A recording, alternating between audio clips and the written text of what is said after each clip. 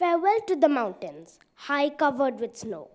Farewell to the strats and green valleys below.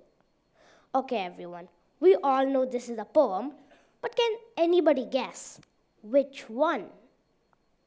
Now, even though you probably guessed the answer by now, we are going to keep it aside for now, and I'm going to reveal the answer to you at the end of my speech.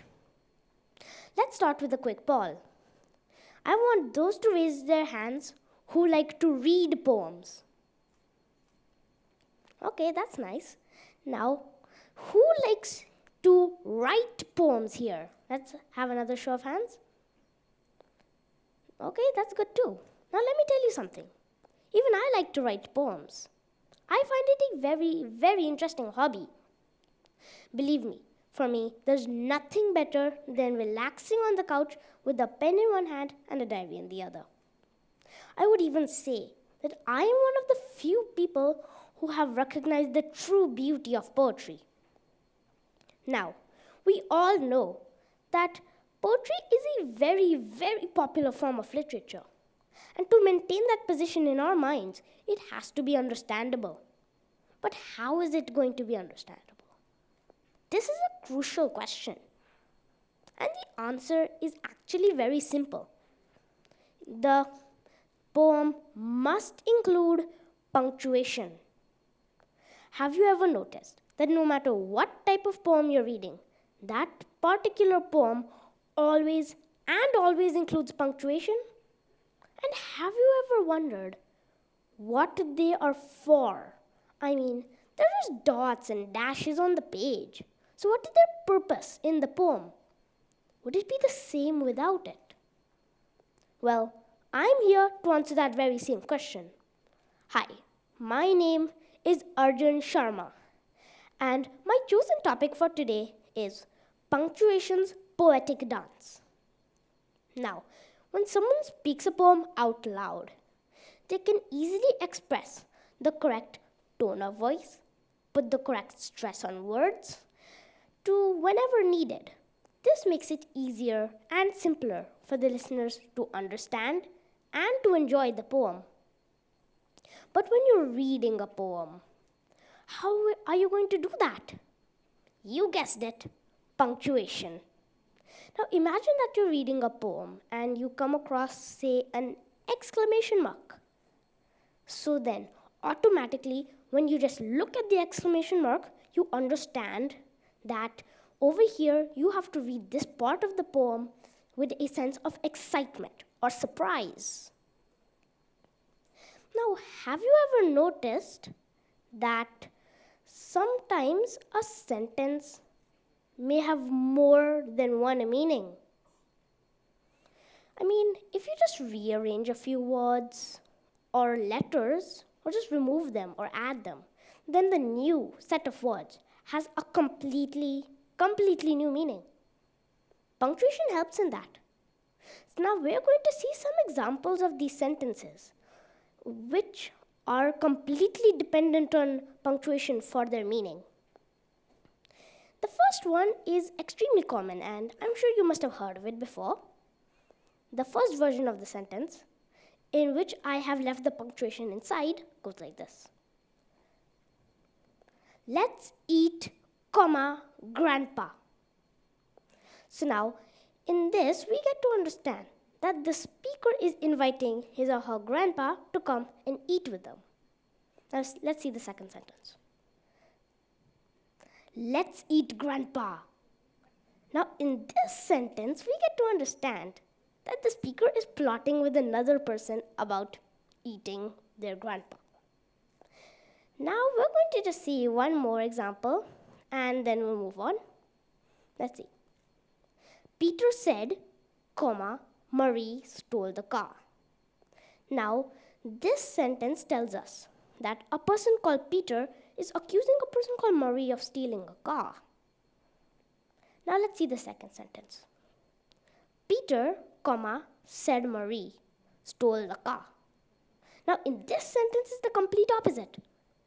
In this, it's Marie accusing Peter of stealing the car, when in the previous sentence, it was the other way around. Now, we're going to concentrate on this example for a while, imagine that the poet wants to say in his poem that Murray is accusing Peter of stealing the car. But he misses out the commas and the sentence changes. So what will happen now? Well, then the reader will get confused. He'll misunderstand what is trying to be said in the sentence. And later on, they'll get very, very confused. People do that quite often when they're writing, not only poems, but letters or messages. They don't include the proper punctuation. But before we start on that, I want to conduct a quick poll. How many of you know what a control freak is? Let's have a show of hands. Okay. Now, how many of you know what a grammar control freak is? Raise your hands again. Okay. Now let me give you your answer. Me. That's because I spend a lot of my time to correct other people's grammar. One grammatical error, and I'm the first person to come in and correct them. I don't know why I do that. It's just a habit. Now, I'm sure all of us communicate with each other via email or by texting each other. But how many of us actually pay attention to whether we include the proper punctuation? I don't think that many of us do. Then my question is, why? I'm sure each person has their own reasons. Some might forget, and they're so engrossed in typing that they just don't remember to put the punctuation in. Some people might not know where it's supposed to go. Or some might even be so lazy that they can't even be bothered putting it in. But in my opinion, our letters, messages, and poems will all be much more easier to understand if they just included the correct type of punctuation. Now, we are going to concentrate on something interesting. Have you ever thought that punctuation can be classified as directions within a poem? Actually, yes, it can. Let me explain how. Now, imagine you're reading a poem and you come across, say, a comma. So, you understand by the comma that you have to pause over here. But you could also say that the comma is directing you to pause over here. Right? I think it might still be a bit unclear, so let's put this in another way. Imagine you're walking down a street on a morning walk and you come across a crossroads. One side there, and one straight in front of you. And you don't know where to go. So most people will just pull their phone out of their pockets, go on Google Maps, check the correct direction, and move on. But when you're reading a poem, there's no Google Maps. So that's why poets use punctuation. Now, have you ever thought that punctuation might contribute to the beauty of the poem? Now, when I say beauty, I mean that it makes the poem look a bit more tempting to read, as if the poem is telling the reader that, please read me, I'm understandable. I think it's still a bit blurry in your minds, so let's say it like this. Imagine that the poem can walk and talk. It's a real person. And that it has to go to a party. And it wants to look good. So what will it do? Well, it'll put on clean clothes, comb its hair, etc. Now stop imagining. It's just a poem. So what will it do?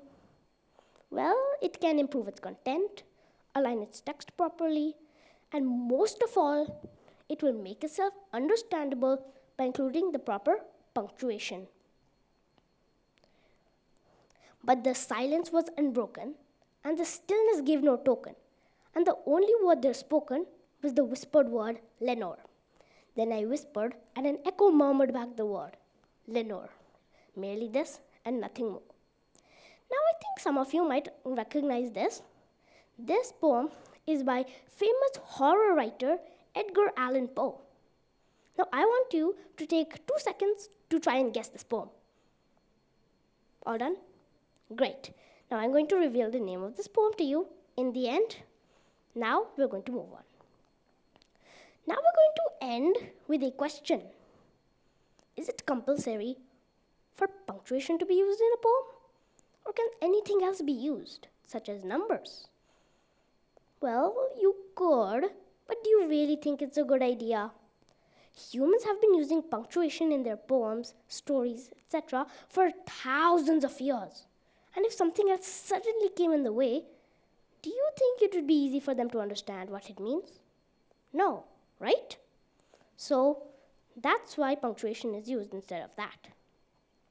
So now I think it's still a bit unclear, yeah. So I want you to imagine a scenario that I'm going to give you. Imagine that there's a man who lives in the UK. He does not know how to speak Hindi, only English. But he wants to learn Hindi. He really wants to. So he travels to India, learns how to speak Hindi, and returns to the UK. But one day, he is stuck in a burning building. He starts calling out for help, but he accidentally speaks in Hindi, which the locals of the UK don't understand. So in the end, he gets sick from the fumes from the fire. Now you're probably wondering why I'm telling you this. Well, it's because it really helps in proving my point. Now imagine that the man is the poet, his call for help is his poem, English is the punctuation, Hindi is, say, numbers, and the people of the UK are the readers. Now, in his poem, the poet accidentally uses numbers instead of punctuation, which the readers can't understand. Overall, what I'm trying to say is that instead of experimenting with new styles of writing, it's best to stick with the old ones that everybody understands. Don't you think? Now, before I go, I'm just going to reveal to you the two poems that I showed you earlier. The first one was My Heart's in the Highlands by Robert Burns. And the second one was The Raven by Edgar Allan Poe. Now, I'm sure somebody might have guessed it right here or there, but okay. So, now I've come to the end of my presentation. I hope you enjoyed my speech. I'll be running along now. So, thank you. Have a nice day.